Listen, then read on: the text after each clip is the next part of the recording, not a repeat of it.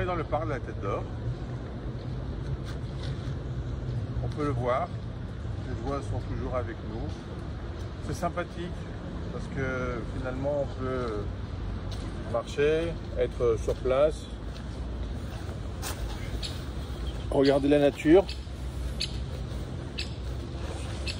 admirer toute cette vue et puis finalement se rendre compte que c'est quand même un privilège d'être dans un parc qui a été créé par l'homme.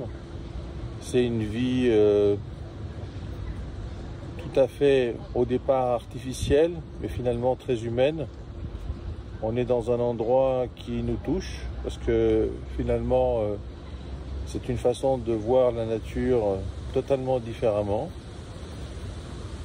Ça a été conçu dès le départ de manière, on peut dire, artificielle, mais finalement on a une beauté naturelle et on se retrouve dans un endroit qui nous touche parce que il a cet aspect humain partout.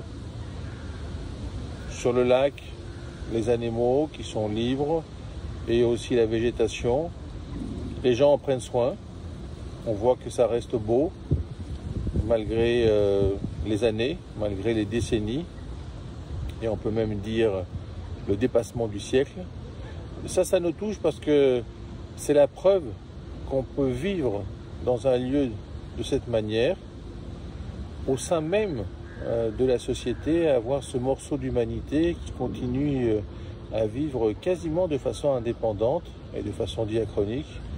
Et c'est pour ça que ça nous touche profondément, parce que c'est un endroit où on peut montrer finalement ce que c'est de vivre dans l'humanité.